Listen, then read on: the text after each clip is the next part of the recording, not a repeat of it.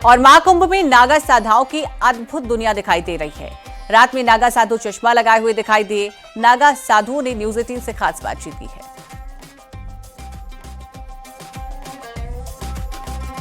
एक स्थिरता होनी चाहिए नहीं। एक सेकंड के अंदर 50 दृश्य बदल रहे हैं तो आप कहाँ पर हो उसमें से। तो आपको उसका पता लगाना है तो आपको ध्यान करना पड़ेगा कि अपनी स्थिति क्या है। तो वो चीज है कि ये तो स्थिर चीज है, वर्तमान हमेशा है। कितने साम्राज्य आए और गए। आज आप लोग यहाँ पर हैं महाकुंभ नगर में। इसके अलावा आप जो है वादियों में रहते हैं, पहाड़ों में रहते हैं, कोई बद्रीनाथ रहता है, कोई केदारनाथ रहता है। तो आप लोगों की दिनचर्या क्या रहती है वहाँ पर और यहाँ कितना बदल जाती है? नहीं, बदलती नहीं है, वही रहती है। अच्छा, क्या पर हम रहता है इससे अपने हिसाब से, मतलब के नीति नियम जो है वो हमारे अपने कमिटमेंट के होते हैं। जैसे हमने जो नियम लिए हैं वो हमारे अपने होते हैं। तो उसमें मतलब कि हम किसी को दिखाने के लिए ये सब नहीं कर रहे हैं। और प्रयागराज में आईटी वाले बाबा के साथ ही एक पीएचडी वाले बाबा भी पहुंच गए हैं, जिन्होंने यज्ञ पर पीएचडी की है। साथ ही बाबा का दावा है कि उन्होंने इलेक्ट्रॉनिक्स में बीटेक भी किया है। जैसे एक तरफ जहां जितना एटमॉस्फेयर क्लियर होता है उतनी हमारी आत्मा की शुद्धि भी होती है। और मेरा अपना पर्सनल जो मैंने अनुभव किया है वो ये है कि हमारे कुछ भक्त जो हैं वो किसी क्रॉनिक डिजीज से जब गुजरते हैं, कैंसर जैसी, ल्यूकेमिया, ब्लड कैंसर जैसी भयानक गुजारी उनको प्रॉब्लम आई, और कोरोना काल में जिनकी किडनीज के ऊपर प्रॉब्लम आई, लीवर फेलियर, किडनी फेलियर, तो हमने उनके लिए जब यज्ञ किया तो 15 दिन में जिसको वो लीवर ट्रांसप्लांट के लिए लेके जा रहे थे अमेरिका में, कनाडा में, कैलगरी से एडमिंटन रिसर्च सेंटर में लेके जा रहे थे, और 15 दिन में जो किडनी और जो लीवर हैं वो रिवर्स हुए हैं और आज वो बच्चे बिल्कुल ठीक ठाक हैं। कहाँ से पीएचडी हुई है आपकी महाराज जी यज्ञ पर? मेरी असम से हुई है। ये प्रज्ञा ज्योतिष नॉन एकेडमिक संस्था है जहां से मैंने यज्ञ के ऊपर पीएचडी करी है। और आपने ग्रेजुएशन बीटेक किया, इलेक्ट्रॉनिक्स इंजीनियरिंग में बीटेक किया। किस ईयर में बीटेक किया था? और दिल्ली निजामुद्दीन औलिया से मैंने किया था। और पहले मेरी जो फॉर्मल एजुकेशन है +2 की वो मैंने पंजाब से करी।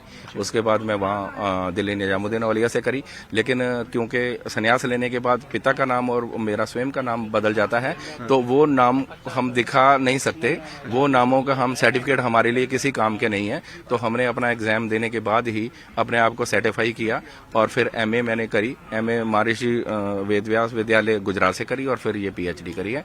और मैं आप सब लोगों को आपके चैनल के माध्यम से बहुत सारा साधुवाद, बहुत बहुत धन्यवाद। आइए जन्म जन्म के पुण्य फलें, आओ सब हम प्रयाग कुंभ चले। ये तो प्रयागराज महाकुंभ की अनोखी और अचंभित करने वाली कई तस्वीरें आपने देखी होंगी, लेकिन क्या आप जानते हैं कि कैसे बनते हैं संत और महंत और कैसे होती है उनकी दीक्षा? कहानियां हैरान करने वाली हैं और रहस्य से कम नहीं है। न्यूज 18 इस रहस्य से आपको रूबरू कराएगा और बताएगा महिला संतों की दीक्षा की पूरी कहानी। ये रिपोर्ट देखिए।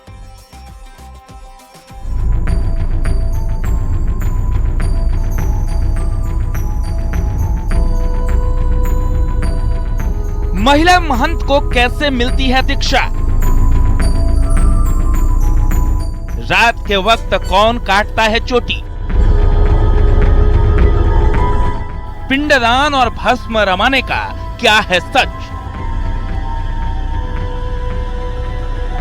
धुनी रमाते इन संतों को देखिए। अनोखी वेशभूषा और अलग अंदाज इनकी तपस्या और तप की कहानी को खुद बयां कर रहा है। कोई इसे तंत्र साधना से जोड़ता है तो कोई रहस्य बताता है, लेकिन साधना और सिद्धि की कहानी कुछ अलग ही है। अब जरा महाकुंभ में पहुंची महिला संतों को देखिए। कोई 5 साल की आयु में इस ओर आकर्षित होने की बात कर रहा है तो किसी का दावा है कि 12 साल की उम्र में उनका ध्यान इस दिशा में हुआ और साधारण जीवन से संन्यास की ओर कदम बढ़ा दिए। संगम किनारे धुनी रमाए महिला संत और महंत को देखकर आपके मन में भी सवाल उठ रहे होंगे कि महंत बनना और दीक्षा धारण करने की पूरी प्रक्रिया क्या है?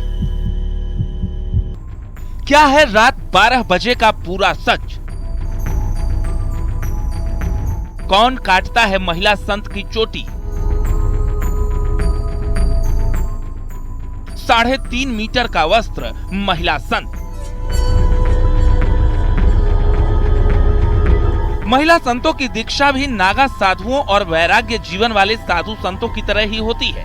रात के वक्त चोटी काट दी जाती है और 3.5 मीटर का वस्त्र धारण करने के लिए दिया जाता है। गंगा में पिंडदान कराया जाता है और सन्यासी जीवन में प्रवेश कराया जाता है। सुनिए एक महिला महंत की जुबानी पूरी कहानी। हमारे यहाँ अखाड़े में बाबाओं की होती है, सेम वैसे ही होते हैं। बस इसमें प्रोसीजर ये रहते हैं कि जब नागा संत बनते हैं तो उनको क्या है कि कोपिन धारण कराते, भस्म रमाते हैं ना। और ये जो पिंड वगैरह है वो तो चले हम बता नहीं सकते क्योंकि वो संस्कार की बात है।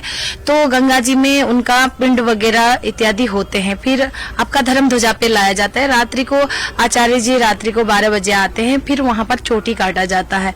तो माताओं का भी सेम यही प्रोसीजर, बस माताओं को क्या है कोपिन के साथ साथ 3.5 मीटर का वस्त्र दिया जाता है और उसको ब्रह्म गाथी बांध के माताओं को भी भस्म रमा के सेम वही अपना पिंड वगैरह सारा प्रोसीजर गंगा जी में होते हैं। और रात्रि को उनको शाम को धर्म ध्वजा पे लाया जाता है और उनका भी रात्रि को चोटी काटा जाता है। अघोरियों की वेशभूषा और हठ योग को देखकर आप सोच रहे होंगे कि इस परंपरा में तंत्र मंत्र का भी सहारा लिया जाता है, लेकिन महिला महंत इस बात से इनकार कर रही हैं। उनका कहना है कि तप और साधना की इस परंपरा में तंत्र साधना को कोई स्थान नहीं दिया जाता है। सात्विक पूजा होती है और गुरु परंपरा के मुताबिक ही दीक्षा दिलाई जाती है। दीक्षा धारण करने के बाद कोई धर्म का प्रचार करता है तो कोई भागवत सुनाता है और सांसारिक जीवन से खुद को अलग रखता है। हमारे सन्यास में तो तंत्र विधि वगैरह इस तरह का तो नहीं है, लेकिन हमारे यहाँ सात्विक पूजा ही होती है।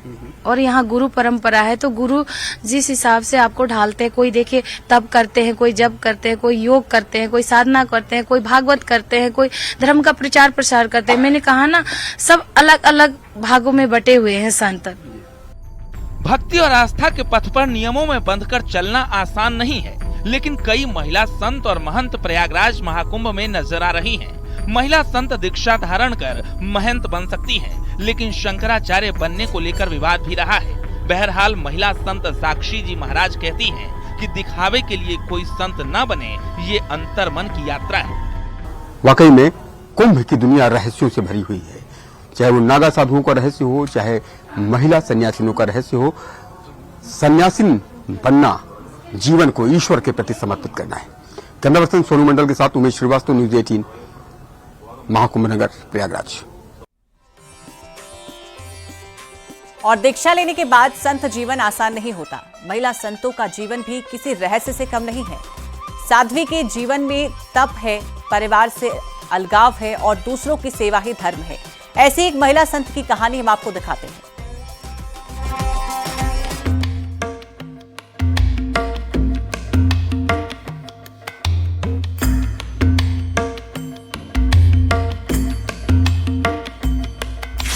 देखिए, संत जब हम बनते, हमारी मुख्य संन्यास दीक्षा होती है, तब हमारा पिंडदान होता है। हम स्वयं का भी जीते जी पिंड भर देते हैं कि अब हम जिएंगे तो अपने लिए नहीं, अब हम संसार के लिए जिएंगे, हम अपने धर्म के लिए जिएंगे। अगर धर्म के लिए हमें अपने प्राण न्यौछावर करने पड़ गए तो हम उसके लिए भी पीछे नहीं हटेंगे। तो संत बनने के बाद किसी से दुनिया में रहते, लेकिन दुनिया से जुड़ के नहीं। कोई मिला तो ठीक, नहीं मिला तो ठीक है। सुना आपने भगवा कपड़ों में महिला संत गोशिका जी महाराज ने क्या कहा। 12 साल की उम्र में दीक्षा लेने वाली इस महिला संत की कहानी थोड़ा अलग है। भागवत कथा का वाचन भी करती हैं और खुद सुकून का दावा करती हैं। महिला सन्यासियों की कहानी बताती है कि संत जीवन में एंट्री आसान नहीं होती। घर परिवार से रिश्ता अलग हो जाता है, स्वयं का जीते जी पिंडदान कर देते हैं और तय हो जाता है जिएंगे तो धर्म और संसार के लिए, खुद के लिए नहीं। मेले में रहे और वहाँ भी एकांत मन में संतों के रहस्यमयी जीवन की कहानी में गोशिका जी महाराज भी अन्य संतों से अलग हैं और महाकुंभ में लोगों के लिए आकर्षण का केंद्र बनी हुई हैं। वैराग्य तो बचपन से ही होता है और सबसे बड़ी भगवत कृपा और गुरु कृपा होती है। 12 वर्ष की उम्र में भगवा धारण किया, लेकिन हमारे अखाड़े की ऐसी परंपरा है, किसी को भी अतिशीघ्र संन्यास की दीक्षा नहीं देते हैं, क्योंकि पूरा वैराग्य की गुरु परख लेता है, उसके बाद दीक्षा होती है। कहीं ऐसा ना हो कि कोई शमशानी वैराग्य होता है। शमशानी वैराग्य का मतलब कई बार व्यक्ति दुखी हो जाता है ना, तो उसके मन में आता है कि सब कुछ छोड़ छाड़ के संत बनना है, और जैसे परिस्थितियां सही होती है तो फिर उसके मन में पुनः विचार बदल जाते हैं। छोटी सी उम्र में दीक्षा लेने के लिए गोशिका के परिवार का माहौल भी था। बचपन से ही उन्हें धार्मिक कार्यों में दिलचस्पी रहती थी और इसलिए धीरे धीरे उनका लगाव बढ़ता गया। पढ़ाई जारी रखी और इतिहास में पोस्ट ग्रेजुएट होने के बाद संत बन गए। एक साधारण परिवार की सामान्य लड़की ने महिला संत बनकर समाज सेवा की सौगंध ली और अब संगम किनारे उनकी तस्वीरें सबके सामने हैं। संत व्यक्ति 3 प्रकार से व्यक्ति बनता है। एक तो है प्रभाव से। आजकल कई लोग प्रभाव से जल्दी किसी से प्रभावित होकर, हाँ संतों का जीवन तो बड़ा सरल है, देखने में सरल लगता है, लेकिन संत जीवन अगर वाकई में देखें तो बहुत त्याग संत के जीवन में होता है। पूरा जीवन संत का त्याग में होता है। संत संसार के बीच में रहकर भी संसार से अलग रहते, इसी का नाम संत है। आजकल देखिए भौतिक सुविधाओं का उपयोग भी संत करते हैं, तो कई लोग कहते हैं अरे पुराने संत तो पहाड़ों में रहते थे, अब तो संत संसार के बीच रहते। पहली बात तो अब पहले के जमाने में पहाड़ कंदराएं थी, अब इतने पहाड़ रहे नहीं है ना। दूसरी बात, पहले इतनी भौतिक सुविधा थी नहीं। हम संत सुविधाओं का इस्तेमाल करते हैं लेकिन उसमें आसक्त नहीं होते। जाहिर है महिला नागा सन्यासी भी महाकुंभ में आस्था की डुबकी लगाने के लिए पहुंच चुकी हैं। उनके जीवन और दीक्षा से जुड़े कई रहस्य हैं जो आम दिनों में सामने नहीं आते। 12 साल की उम्र में दीक्षा लेने वाली इस महिला संत की कहानी भी थोड़ा अलग है, जो बताती है कि कैसे अपना सामान्य जीवन त्याग कर संन्यास की राह अपनाई है। 12 वर्ष की आयु में दीक्षा ले ली। हमको लगता है कि इनकी आयु भी बहुत कम होगी, 18-19 वर्ष के आसपास की होंगी, लेकिन ये श्रीमद् भागवत कथा कहती हैं और गोस्का जी महाराज यही कहती हैं कि उन्हें बेहद खुशी है कि वो अपना पूरा जीवन ईश्वर के चरणों में समर्पित कर चुकी है। वाकई में महिला सन्यासियों की दुनिया भी रहस्यों से भरी हुई है। कैमरा पर्सन सोनू मंडल के साथ उमेश श्रीवास्तव, न्यूज़ 18, महाकुंभ नगर, प्रयागराज। और महाकुंभ में तरह तरह के रंग नजर आ रहे हैं। इस महाकुंभ में बाबाओं के भी अलग अलग रंग देखने को मिल रहे हैं। वहीं एक बाबा ने साल 2011 में अपना हाथ ऊपर उठा रखा था और अनुष्ठान कर रहे हैं अभी तक। उनकी तपस्या देखकर हर कोई हैरान है। न्यूज़ 18 से बाबा ने खास बातचीत की है। भगवान जो सब सहायता करता है, अच्छा करता है। कितनी कठिन ये तपस्या रहती हैं आप कर रहे हैं और इतने लंबे वक्त से? नहीं, हम ही बंद नहीं कर रहे हैं, हमारे बहुत से गुरु मूर्तियां क्या है, जब तक जितने गुरु मूर्तियां सब जब तक में ही लगे रहते हैं, कोई कुछ में कुछ करते ही रहते हैं। मैं देख पा रही हूँ आपके नाखून भी बहुत बड़े बड़े हो चुके हैं, कहीं से टूट भी रहे हैं। इनमें दर्द तकलीफ होता होगा? नहीं, इनमें हमको अभी तो कोई दर्द तकलीफ, हमने उसमें ध्यान ही नहीं देते हैं। नाखून सूख करके टूट जाते हैं।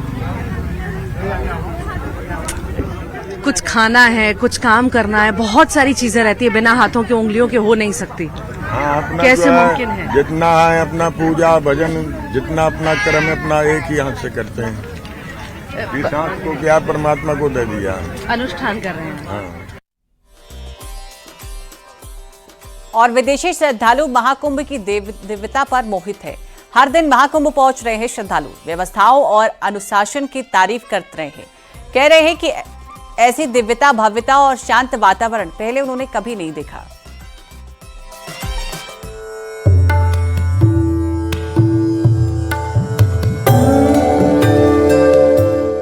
प्रयागराज के विशाल पावन संगम तट पर दुनिया का सबसे बड़ा धार्मिक आयोजन महाकुंभ भारतीय संस्कृति, सनातन धर्म और आस्था का अद्भुत संगम बनकर दुनिया भर में अपनी पहचान बना रहा है।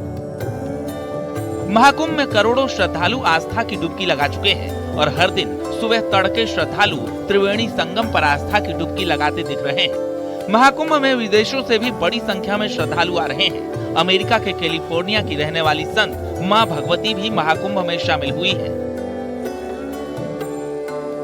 हरिद्वार के ऋषिकेश स्थित परमार्थ निकेतन से साध्वी मां भगवती सरस्वती जुड़ी हुई हैं। साध्वी मां भगवती ने महाकुंभ की व्यवस्थाओं को लेकर पीएम मोदी और सीएम योगी की खूब तारीफ की।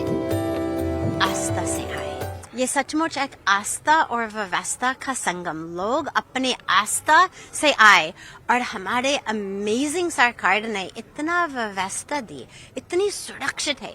लोग पूरा विश्व से मुझे फोन्स आते हैं, मैसेजेस आते हैं कि हम आना चाहते हैं लेकिन डर जाते हैं। इतने लोगों के बीच में क्या करेंगे, शायद कुछ होगा। तो मैं सबको ऐसा दिल से आश्वासन देती हूँ कि बिल्कुल चिंता मत करिएगा, सब भी आ जाओ। जो हमारे ऑनरेबल मोदी जी और ऑनरेबल योगी जी ने किया, कराया हम सब लोगों के लिए, आप दंग रह जाएंगे। आप आइएगा, स्नान करिएगा। हर दिन महाकुंभ के भव्य आयोजन ने न केवल देश भर के श्रद्धालुओं को आकर्षित किया है, बल्कि विदेशी श्रद्धालु भी इसकी दिव्यता से अभिभूत हो गए हैं। विदेशी श्रद्धालु महाकुंभ में की गई व्यवस्थाओं और अनुशासन की तारीफ करते हुए कह रहे हैं कि संगम पर सुरक्षा, स्वच्छता और श्रद्धालुओं के लिए अद्वितीय सुविधा देखकर सुखद अनुभव हो रहा है। ऐसा दिव्य और शांत वातावरण पहले कभी नहीं देखी। It is amazing for me to see the amount of people here praying, loving, caring, feeding.